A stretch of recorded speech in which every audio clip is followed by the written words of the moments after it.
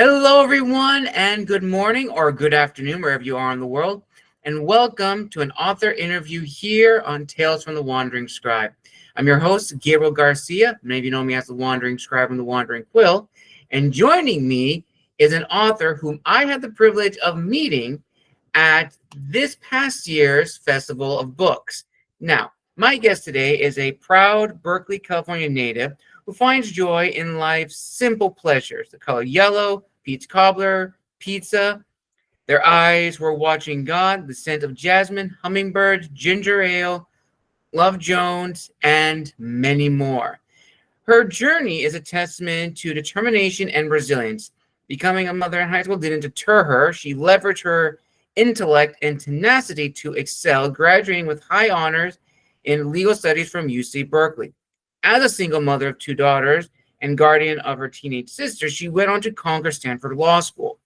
And in her near 30-year career as an employment litigation attorney and diversity, equity, and inclusion leader, she dedicated herself to empowering young women, supporting people of color, and aiding families facing adversity. She achieved this by serving on several community nonprofit boards and spearheading personal and professional outreach activities. And other diverse experiences, from selling baseball cards and delivering newspapers while in law school to managing a high school girls basketball team while balancing a demanding career as a labor and employment defense attorney, this has all shaped her unique perspective, resonating with a wide range of audiences. And she eagerly anticipates bringing these experiences to her new journey as a published storyteller. And one of her greatest joys is celebrating her three adult daughters, each dedicated to the protection and betterment of children. And with an advanced degree in clinical psychology, social work, and creative writing, they embody the principle of reteaching as they climb. And in today's interview, viewers and listeners, we will be talking about this incredible book, Done in the Dark, a novel which I had the opportunity to buy at this past year's Festival of Books.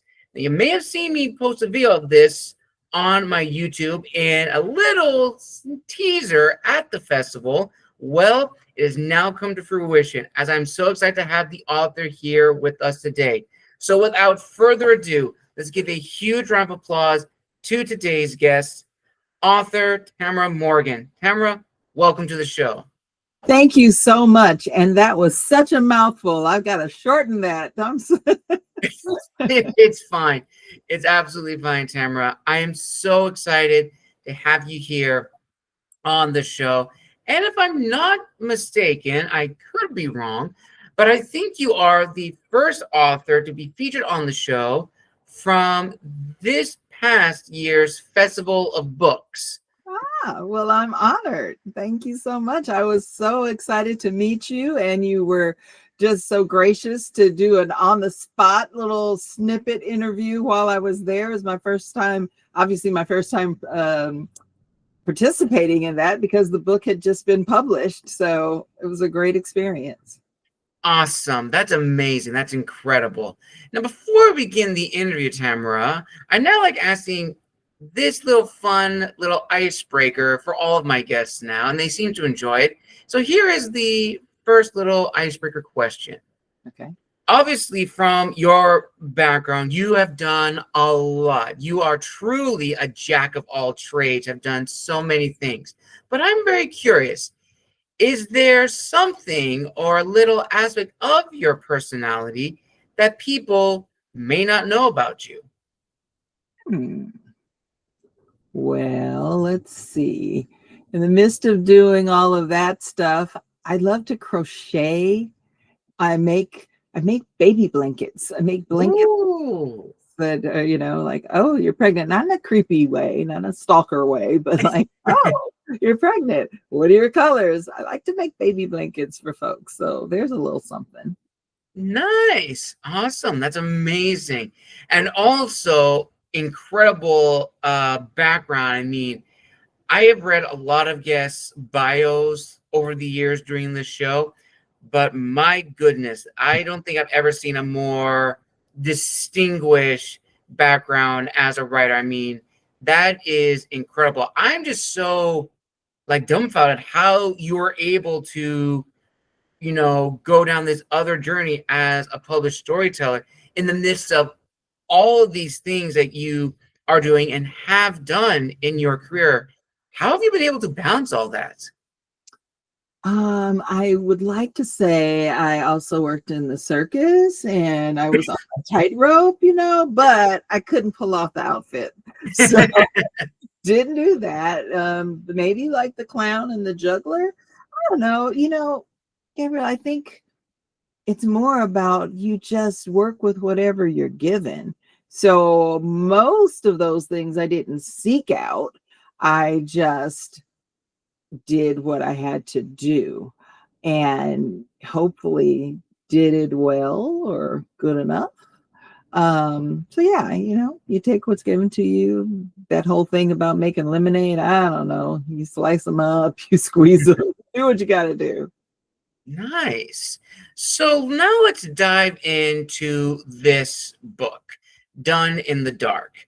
Now, for those who have not seen that little teaser for Tamara back at the Festival of Books, would you like to share with the viewers and listeners a little window of this book and what readers can expect? Yes. Done in the Dark is contemporary fiction.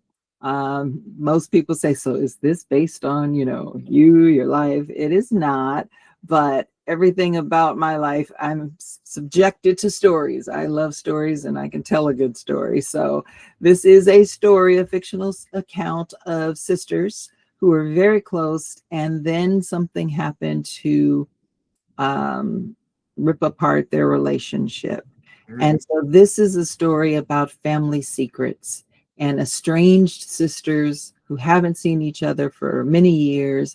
And they come back together at their grandmother's funeral, the opening of the book, and they want to repair their relationship, but they don't want their secrets to come out. They have secrets from each other, secrets from their families. They've created identities for themselves now in their mid-30s, and they don't want that stuff from the past to come out. So can they repair their relationship? But as their grandmother, who's just passed, because they are at her funeral in the beginning of the book, she said, all goodbyes ain't gone, all shut eyes ain't sleep, and what's done in the dark always comes to light. And so in the book, that's what happens. What's done in the dark comes to light. And so we see those secrets spill out and how those secrets and them coming to light reverberate through the family and how people react. And it's really about the themes, because those are the characters in the plot, but it's really about themes of forgiveness and empathy and grief and accountability and, who owns a family secret, that kind of thing. Nice. Very, very nice. So going back to your bio again, Tamara, what would you consider to be your aha moment that really motivated you to pursue this journey as a storyteller? Were you always interested in stories growing up? And what's been your fondest memory of either writing your own stories, whether it's like small prose or poetry, or even reading stories? I have loved to read as long as I can remember. That's been my thing, right? So I've always carried a book with me. I've always loved to immerse myself in stories. And I think it's just sort of been a natural progression from I want to read stories, I want to tell stories. So that's always been there. I would have loved to have been a writer, as a career path, but I never saw that as something viable. As you read in the bio, I've always sort of been the responsible person. So a career as an artist didn't seem viable. So I'm a practical girl. So the aha moment of, I can go off and be a storyteller and just create, that didn't seem possible to me. But while I was practicing as a lawyer, I would periodically, sign up for a class. I'd take a class and start the class, and then I'd always drop it because I just had too many competing obligations. There was a point, I don't know, 20 years ago, 15 years ago, in taking one of those classes, and I wrote a short story, which I don't like short stories because I always have more to say, but I wrote a short story, and the professor said, you ought to look at getting this published. And that was like, what? Mm. I did not look into getting that published. I didn't even know how to do that, but it was an affirming moment for me, like, maybe there is something there. So I kind of tucked that away. And it became one of those, when I retire, I could really look into this. So I have a big satchel of stories and pieces of stories and character development that I've been saving up for that when I retire moment. Nice. All right. So now let's jump forward ahead in history to the creation of Done in the Dark. So walk me through it. After a lot of decision making of just the idea of the story and realizing, okay, this is the story that I want to tell. When you're now at the what's the word I'm thinking of? I'm blanking on it. The behind the scenes, so to speak. Would you consider yourself an author that likes I don't want to say strict, but like a clear outline of how the story is supposed to go from beginning, middle, and end? Or would you consider yourself more of a spontaneous writer, writing from the seams of your pants, so to speak? Somewhere in the middle of that. I had a variety, some iterations of the story as I went along. I had some ideas of where I thought it was going, but I'm not good at, I've done some research. I've read some folks about, how you're supposed to do this and how to be disciplined and, outline. I've never been good at outlining anything, but I'm not fully seat of your pants either, because I've never been that way with my entire life. So that would make me anxious if I didn't know where I was going, what the plan is. So I'm somewhere in the middle. The difference is I can't just write a draft start to finish and then come back to it and edit. I'm not good at that either, because especially with typewriter, if it was the typewriter, you sort of had to, because Right. But that was back in the day, and I know a whole lot of people don't even know what a typewriter is, but I am of the ilk where you had to, go back and white it out and all of that. But with computers, when you literally are looking at the screen and you're like, oh, wait a minute, I can change that word, I can go back. So I would make changes as I went. So I say that to say that it would evolve as I was writing. And by the end of the day, a chapter, a scene, or something might not look the same as it did when I thought what it was going to be in the beginning of the day. So things would change and evolve over the day. But the overarching, what is this book about? I knew what the book was about. There were a couple somewhat major plot ideas that did shift, but they shifted when I finally figured out that, yes, I should get an editor. This as an indie. I should get an editor. The whole thing was pretty much done, but I thought it would be a good idea to get an editor. When I was working, I stressed the idea of, what DEI is about is getting lots of voices, different voices in the room. Every better when you have a variety of voices and input, people from different walks of life and stuff in the room. And so I better practice what I've been preaching all these years and get somebody else's voice in here with me. And doing that gave me some insight into how this might be received and what else could I do.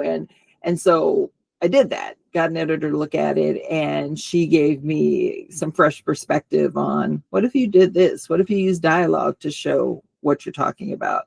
What about this plot point? Did you ever think about this, that, or the other? So it made the book better, and it changed it a little bit. Fascinating. All right. And once you had the outline of the story, did you have a ritual or routine that kept you centered and grounded as you wrote the initial draft? And as an add-on to this question, at that moment, what really surprised you about the writing aspect of a story? I did not have a routine the way some people do, like I get up at 5 o'clock in the morning, or every day I do this, I stretch, I do this. And Hmm. I didn't have that. What I had was once I sort of hit and it's like, oh, it's flowing. My routine is that I just be stuck to it. Like you can't pull me away. I'm in it. I'm in it. I'm in it. So I could be doing writing for hours and hours and hours. And so that, yeah, that was my routine. It's like once you're in the flow, you're in the flow, and then I can step away from it. Editing is a little different, Hmm. when it's time to actually sit down and make edits, sit down and go back and say, are the commas where they're supposed to be, that kind of thing. Then it's like, okay, I'm going to put a couple hours here, put this on the calendar, because that's not as much fun. And fatigue can set in and you'll miss things. So that was one question. And you asked, I'm sorry, there was two parts to your question. Oh, yes. The second part was when you were writing the initial draft of Done in the Dark, what really surprised you about that aspect of the author's journey, crafting the story, the bare bones before the polished version? I don't know that I was surprised by the writing of it, because I had been, I mean, that's the joy of it, right? The writing of it, the getting into it. I'm not surprised by it, but well, one thing maybe that is a little surprising when you hear people, I had heard authors talk about, well, I don't know which way it's going to go because the characters, the characters tell me, the characters talk to me. And I was like, what is that about?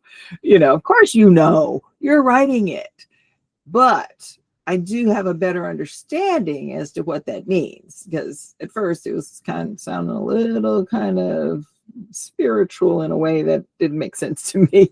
Like, these are your characters, this is in your head, they're not coming in out of nowhere to tell you what they're doing. But what I think it means, or what it means for me, is once I've created these characters and put so much energy into who they are, and like their profiles make them so rich that they kind of, for lack of a better way of putting it, they become real people to you. This is Karina's favorite color. This is what happened to her in grade, and this is what Candace feels like, and this is why she did such and such. Even though it's not in the book, you've created this whole background for them. So for me, I'll be walking around the house. I'm working on the sequel. I'm walking around the house thinking about what's going to go in the sequel, or what is behind, the motivations of the things they're doing. And they're talking in my head. They're having dialogues and scenes and stuff in my head. So are the characters telling me what they're going to do? Are they directing me? Well, no, they're not telling me, but I'm having lots of background conversations with them that help guide me to, yeah, now that I've had those scenes, those deleted scenes, or that extra footage, I now kind of have a feel for what should I actually include in the book. So that was a little surprising. I got a little better understanding of what some authors might mean. Awesome. Nice. Now, going forward in the creation of this book, when you were near, let's say, the arc phases or beta phases, what was the reaction like from your readers as well as family members who you did share this book with? Were they positive, very critical, or a 50-50 split? So let me first start with, keep in mind, indie author, no background. Did I know ARC readers, beta readers, and all that? You know, these are things I was learning along the way. So there were no ARC readers, but there were beta readers in the sense I was like, I better get some folks to look at this that, you know, have not been ensconced in the journey with me. I took years writing this. So there were people that had read, you know, version, I don't know, 2.0 5 years before, or had read scenes of it. There was one young lady who had read the first couple chapters of a precursor to this years before. And she kept saying, are you ever going to finish that book? Are you ever going to finish it? So when I did this, I was like, guess what? I wrote it. And she's like, wait, this isn't exactly what you wrote before, because I remember.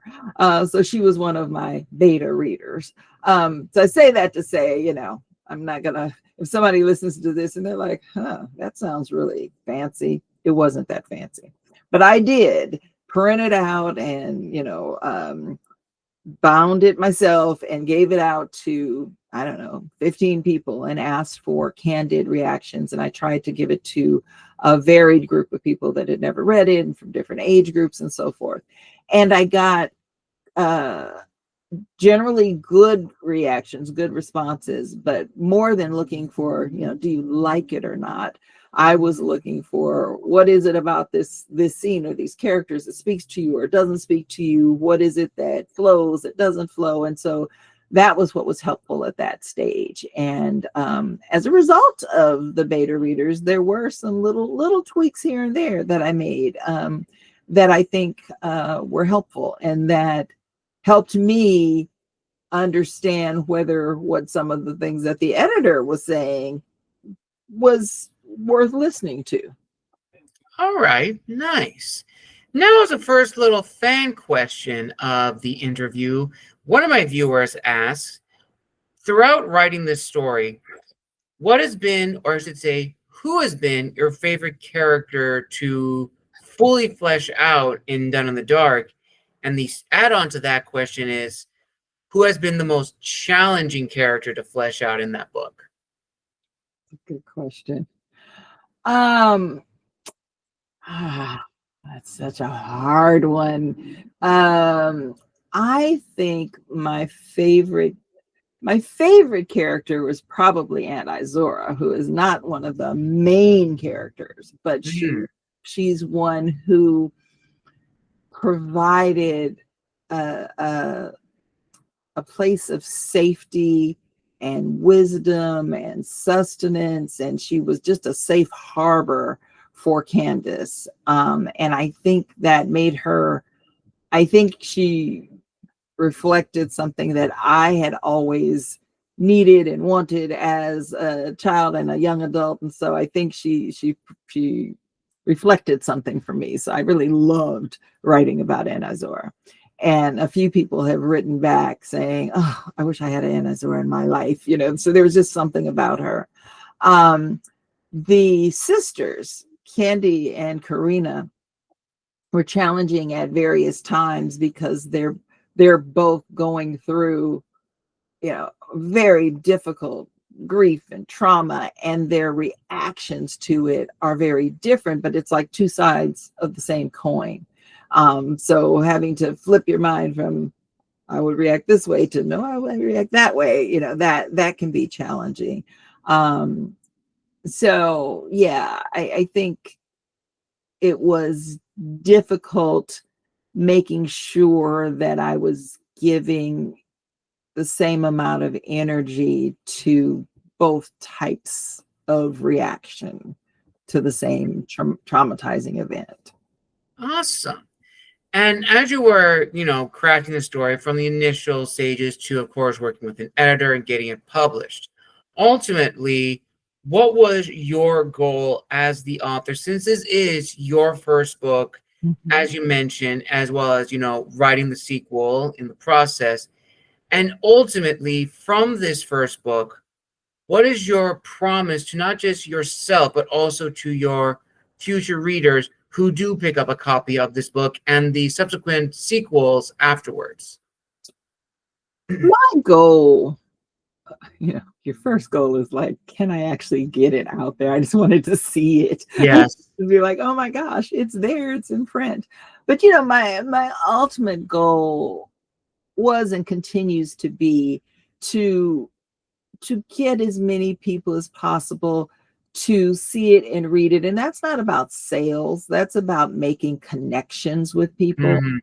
And because and I think I started this talking about the themes of the book, the Right. characters, the plot, all of that. You want to entertain. You want to entertain. You want people on the edge of their seat, like, oh my gosh, what's going to happen? And they're connecting with this character or that character.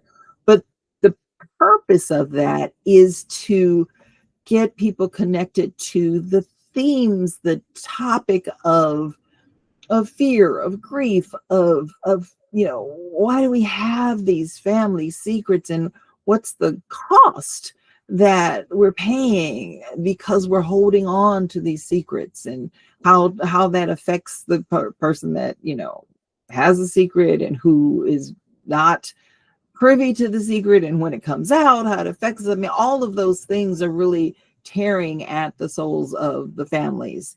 Mhm. And I believe that, therapy can be great. Not everybody's going to be in therapy. Therapy works for some people. It doesn't work for other people. Maybe one person is in therapy, but the whole family isn't. There's lots of things about that. But fiction can be a way, an entry point to talk about, to explore really tough topics.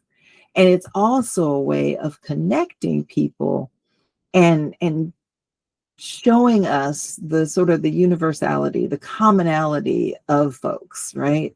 Right. Whether you are a Black family in Oakland dealing with this, or a Korean family in, Southern California, or a Japanese family in Michigan, wherever you are, family secrets, the topics that are coming up in here, grief and sisterhood, and all these things they apply across the board. And that's been my goal, and with my background in employment law and diversity and inclusion and all, is helping people bridge some of those divides and see the commonality. And by doing that, and using these types of books as a way to start just talking about things that affect us all, it can lead us towards healing. And, obviously there's other ways to do that. You can do nonfiction, you can go to therapy, you can do all kinds of things. But for me, storytelling has been effective. And I like to do that. I'd like to use fiction as a way to do that. I'd like to create memorable characters that people are like, oh my gosh, you got to read this book. And, I was thinking about how it affected me when so-and-so passed, or when we found out about this. And did that ever happen to you? And all of a sudden you got those kind of conversations happening. That's my ultimate goal. Very true. Very, very true, Tamara.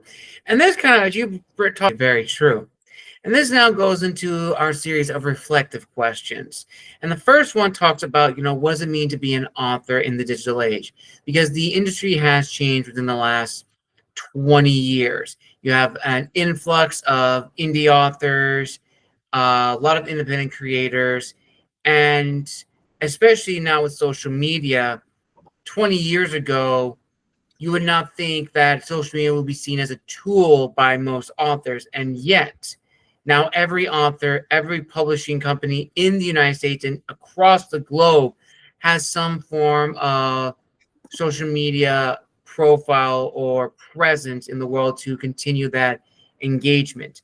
And I told a lot of authors on this question, and not all of us are very social media savvy. We are not, always going to be online promoting our books, even though as indie authors, that is essential. But social media is a double-edged sword.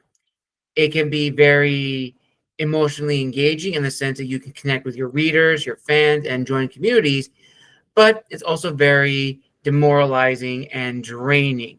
You can lose yourself to the comments, the negativity, and all that stuff. And social media does heighten our imposter syndrome, our social anxiety, and also may stump us when it comes to our writer's block. And for those that say that writer's block does not exist, it does exist. We all experience it some shape or another. So, Tamara, I'm just very curious, with all of that said and more, how have you been able to handle being an author in this new digital age? What has disciplined you to not only finish writing your first book, but also make the decision to continue forward to write more and really showcase who you are as a storyteller? Well, first I will say that this whole idea of the digital age and how to use that to your benefit as an author, it is I don't even know if it's just a double-edged sword. It's just, edges all the way around. I If it weren't for the digital age, if it weren't for the internet, then I might not be published at all, because it's very difficult to get a traditional publishing deal, right? So, and especially, I think, I don't know for sure, but especially coming into this as a second career, where timing is even more critical. If how many rounds of queries and no responses, and I'll just wait another year and try again. I mean, how many of those rounds are you going to have in you while you're trying to make it as an author, if you're waiting if you do this after a 30-year career? I mean, I don't know, but I didn't kind of want to find that out. Right.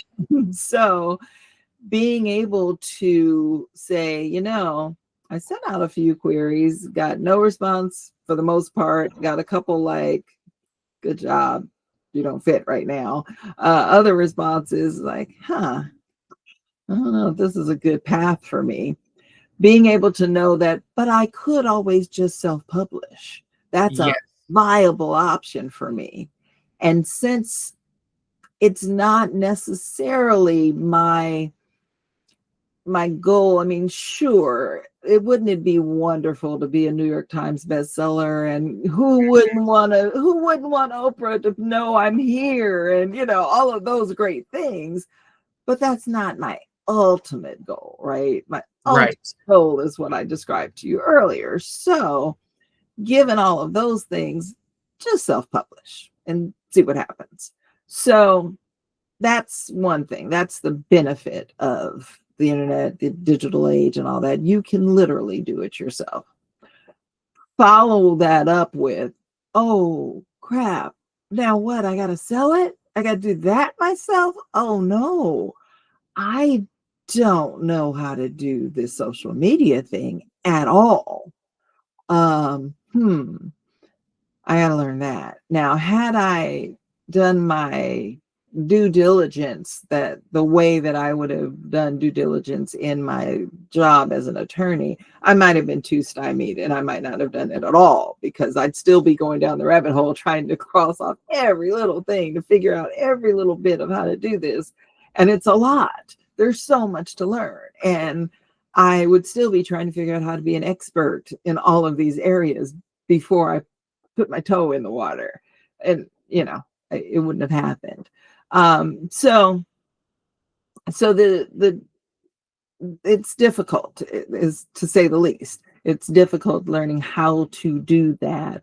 But at the same time, there's the chance for some instant gratification, right? If people like you, if people like your work, you're like, oh, well, maybe I could keep writing. Maybe I should. So that has helped. You get a few awards, you get some positive comments, you get some stars. I just got 100 reviews. I just hit 100 reviews finally. Congratulations. It's 4.75 stars. Like, oh, okay. Now, I've sold thousands of books, but 100 reviews, it's hard to get reviews. So 100 reviews feels like a huge milestone. So, it's tough, but the rewards feel really great. Yes, absolutely. And this kind of next question is both a reflective question as well as a little window into the marketing side of the industry. Now, for context for this question, as I mentioned off camera, I've been doing this show now for about 6, 7 years, Spotify and YouTube combined. Absolutely insane. I had an opportunity to meet so many new authors, a lot of them on Instagram, some in person, yourself included, Tamara, from last year's or this past year's Festival of Books. So many aspiring authors, new authors showcasing their talent. I absolutely love that. Getting a chance to speak with you guys, learning about your stories, how you approach storytelling. I'm just in awe of that. And this has sort of sparked a discussion that I've been seeing online about, as you were talking about the independent route for authors, whether or not, because of the surplus of indie authors, we are in a golden age or an iron age. And a lot of people say a golden age because most of us began our careers during the lockdowns. A lot of us began writing our books. And when the floodgates open, we've flooded the market with new voices. And that is great. That is amazing to have new voices in the industry. But with that being said, there has been this shift between, okay, who is actually motivated and driven to pursue a career potentially in this industry, and who are those that simply just wrote just for the fun of it or just write to make a quick buck. Because I will say this, and I'm sure you'll agree with this, Tamara, that this is not an industry to get rich quick. It is not an industry that's going to make you a lot of money. It is a grind first and foremost. And within the last few years, you've had AI enter the equation as well, with generative AI being used to either make covers, write books, and query letters and all that stuff. And that has also changed the industry as well. So ultimately, with all that said, Tamara, I would like to hear your thoughts on this. From your own personal experiences and your opinion, do you believe that we are in a golden age or shifting towards an iron/new age of storytelling? I don't know that I'm fully I'm positioned well enough to give an expert answer to that. But I do think that so much has changed. And I think with all that changed with the pandemic, with everything that has changed, we're not going to go completely back, right? You're right. There are some people that I've met so many people like, I never even thought about writing. Like, it never occurred to me. And then I was at home and I was like, well, I just thought I'd do it. And so I wrote this, and I did this. And, you know, and so there are people that I've met who publish something and they're like, oh, and I sold a few and now I'm an author. And then they've written sequels to that and never saw themselves as a writer. They're not making money with it, and they're writing like more and more and more, and they're not looking at it as sort of the craft of writing. Mm-hmm. You know, they're not like, oh, I didn't take classes. They're not trying to better themselves as authors and all of that. They're just like, hey, there's money to be made here, and why not? Hats off. Do this however you want to do this, right? And if it works for you, it works for you. But there's always going to be, and I think there probably always has been, a different levels of writing out there. That predated the pandemic. That predated the internet. There's always been somebody doing pamphlets and somebody that was writing big tomes. So I think we look at the internet before there was computers. There were people that were typing up their books, and there were folks looking down their noses at somebody that did it differently, and so I think that now that there have been more folks that have joined the ranks of writer, right, there's always going to be someone that says, I was an author before them. I have an agent. I have a traditional publishing contract, and I am an author. Those indie published people are not authors, they're writers. And then there's going to be some people that are like, well, those people that only started doing it when the pandemic came out, they're not really writers. And those people that, look to AI to help them do it, well, they're cheating. And, so there's always going to be this, they're going to run the gamut. Everybody's going to have an opinion. So I think, we're moving to something new. It's going to look a little different. It's just like newspapers look different than they did before folks started having an online version of, what used to be newsprint and you would get on your fingers. We will adjust. And our ideas of what makes someone a great writer or not will adjust. But the concept of words and stringing words together and telling good stories and affecting people in their hearts, in their guts, characters that stay with us and make us think and make us feel, that's not going to change. All that's changing is the medium and how we get those stories out in front of people. So all that's been with us for millennia. It's going to continue. So we're just talking about the medium, how you share that stuff with people. That's going to keep changing. Awesome, Tamara. Awesome. And we're almost near the end. We have the last roughly 15 minutes left. So instead, what I'm actually going to do is something a little bit different. So we're now entering the business side. I'm going to make these questions a little rapid fire, something that I haven't done in a long time. So I'm going to ask you these series of questions, and I want you to think of like the first answer that comes to your head. A little fun little way to end this amazing interview. Okay. All right, so here's the first one. Which is more difficult to write, an emotional scene or a conflict scene? Conflict. All right. What do you think people have the biggest myth? What do you think is the biggest myth about the publishing industry? That you can get a deal. You can get a publishing deal if your writing is good enough. Ooh, very true. Very, very true. Which one is more difficult for writers? Knowing when to stop writing or making their ending satisfying? Knowing when to stop. All right, all right.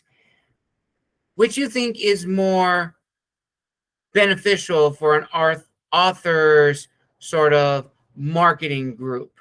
Having someone that is your network connector or someone who builds your street team, your team of readers? More beneficial. The networker. Absolutely. Networking is huge and essential. Next one. Which is more important for authors in terms of marketing one's book? Writing for our preferred audience by genre or writing for our audience by readership, i.e. middle grade, YA, new adult, adult fiction?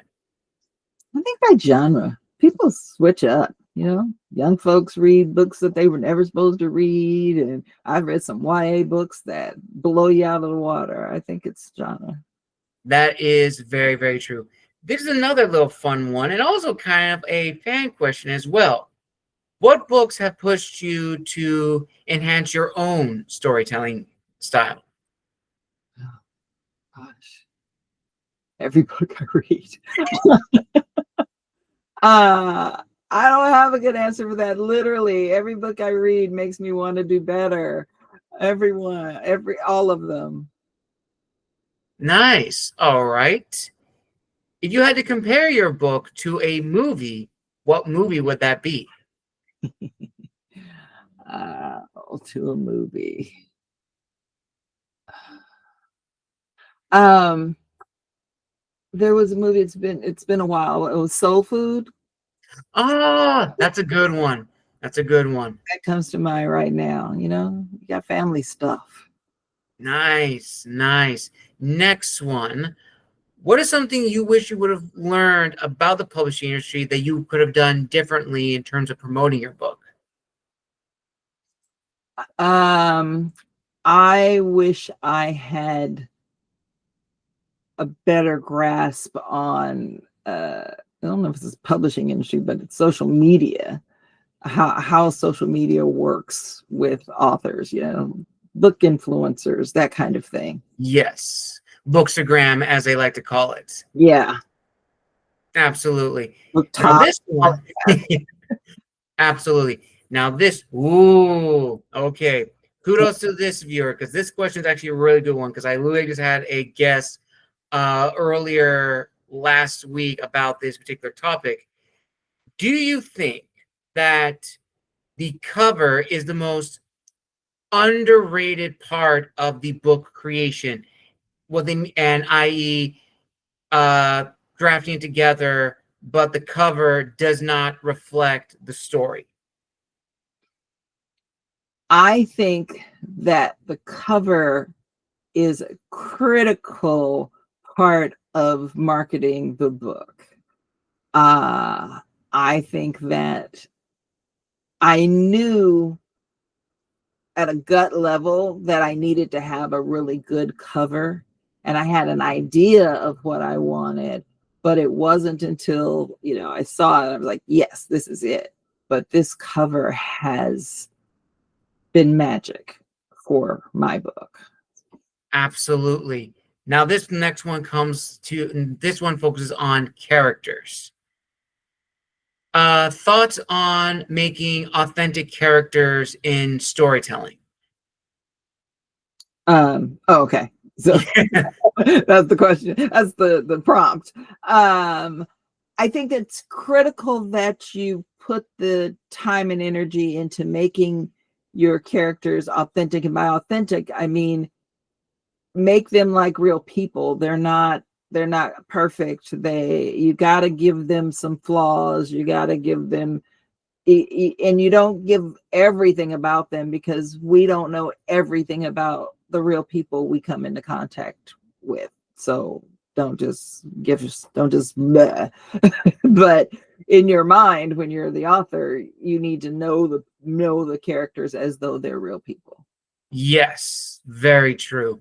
Next one. Which is more challenging? Writing a story that's immersive for the reader, or writing a story that appeals to the five senses? I think the latter is the most challenging, appealing to the five senses. Very true. Very, very true. And we're now reaching the final three. And this third question is probably one of my personal favorites, which I love asking my guests. And here it's the question. I'm going to try to word it as best I can. How would you teach somebody this topic of the distinction between someone who is an author as opposed to someone who wants to be known as an author? How would you teach that? I think to be known as an author requires immersing yourself in marketing, promotion, publicity, all the things that puts you out in the world. To be known as an author requires that a level of putting yourself out in the world to display and demonstrate your book. To be an author is to write and create the book. You're an author. Ta-da! But that doesn't mean anybody knows you as such.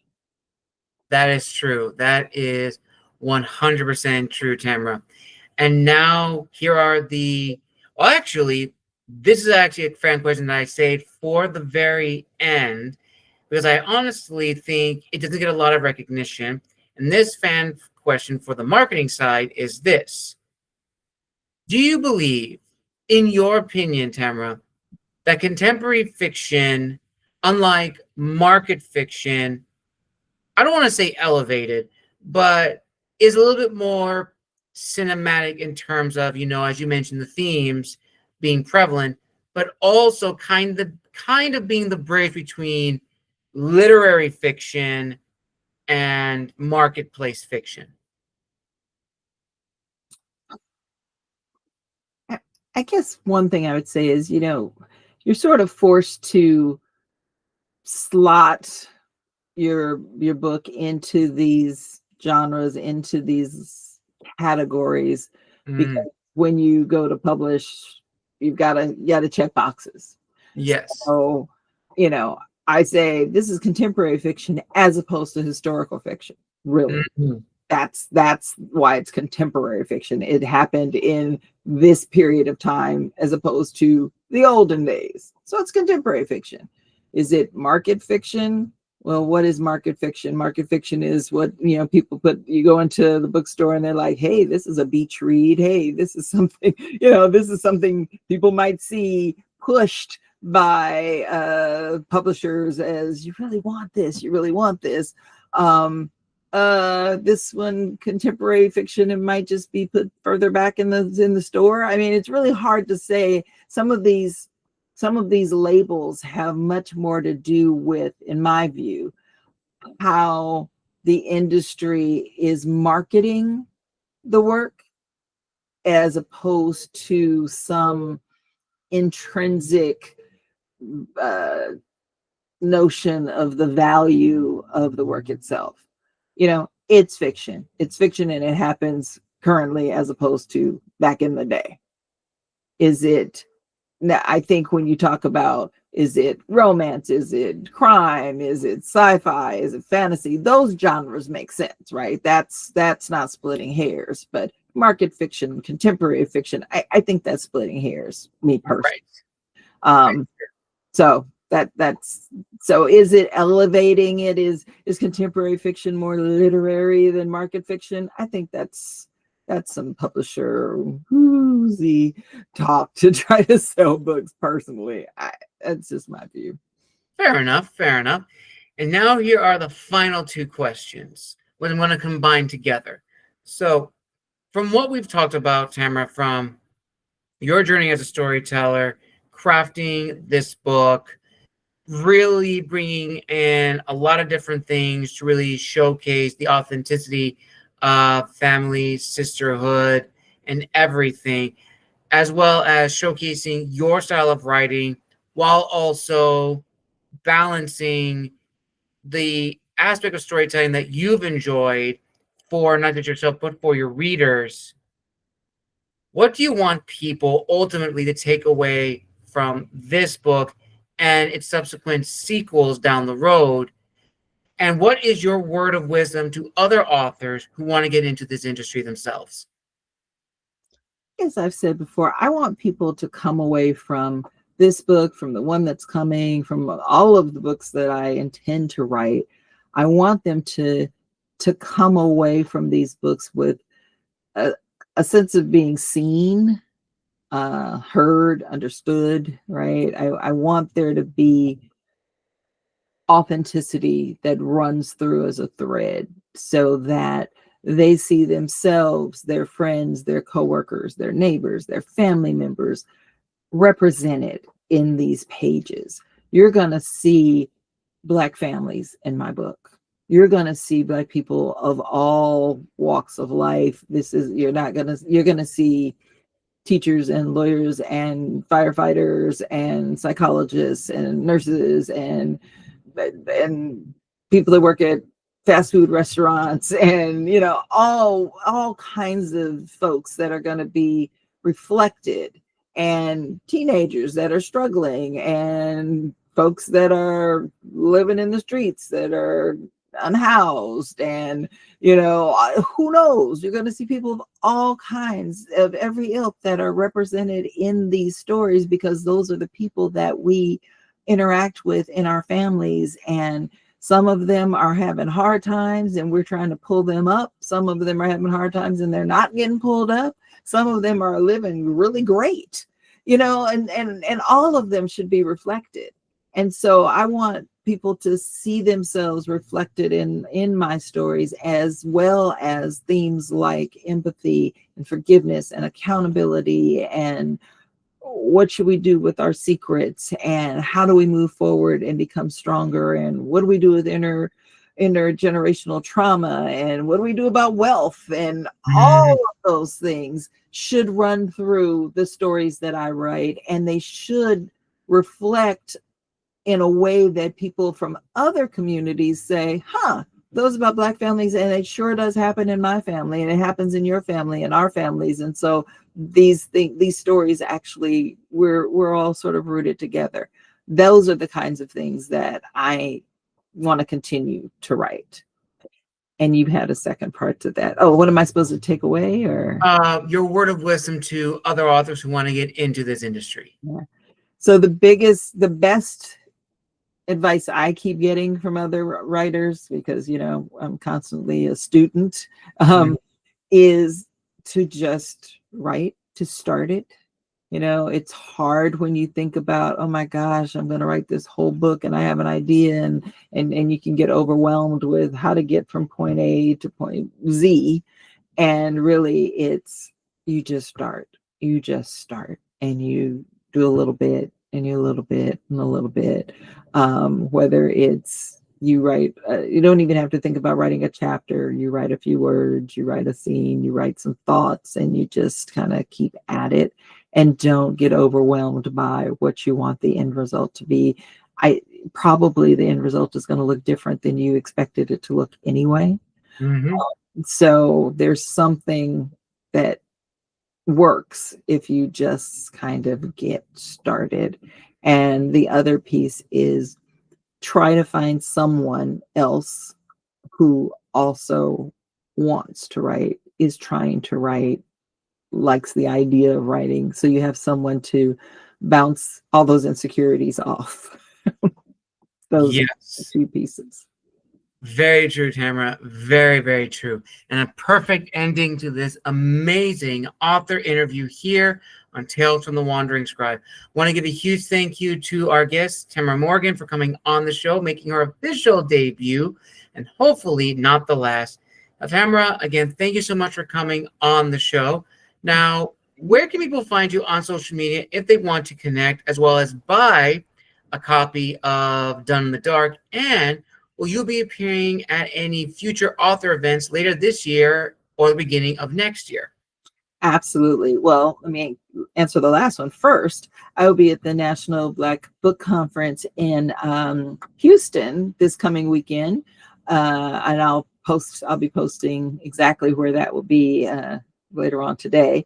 But that's this coming weekend. That's my last appearance of the year, because I need to sit down in this chair and get that sequel written.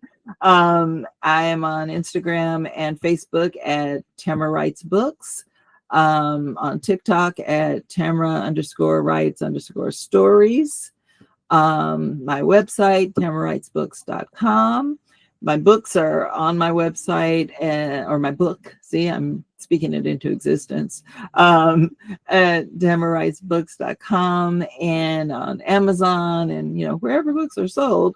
The good thing that I want to share is that my audiobook is in production for Done in the Dark, and it will be ready for the holidays. But I'm going to do a soft launch that I will be sharing with you in the coming weeks, Gabriel. I'm going to reach out to folks that I've interviewed with and done some things with to do a soft launch. I think we're going to do like a 10-day something. So early adopters, we can get a discount for the book, and we can sort of listen to it together.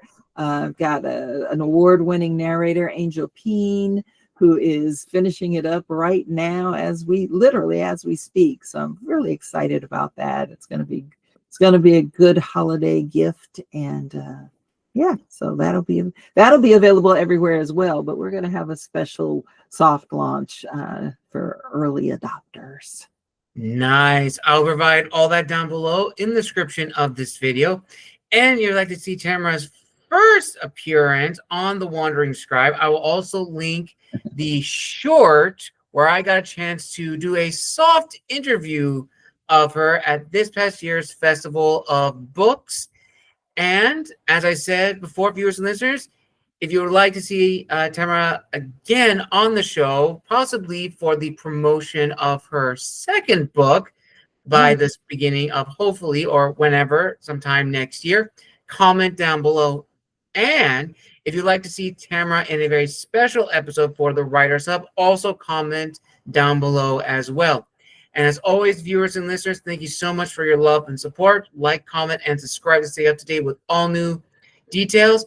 And as I've said before, my books are now on Amazon. So Son of Persia, Last Angel of Earth, and The Gathering are now available on Amazon in paperback and ebook form.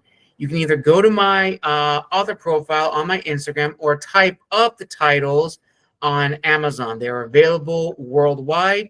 Definitely purchase a copy for a loved one or a special someone for the holiday season. It's the perfect time as we're already getting in that mode. And as always, this has been the Wandering Scribe and the Wandering Quill signing out. Wishing you all a wonderful day wherever you are in the world. We will see you all next time and have a wonderful day. Thanks for having me.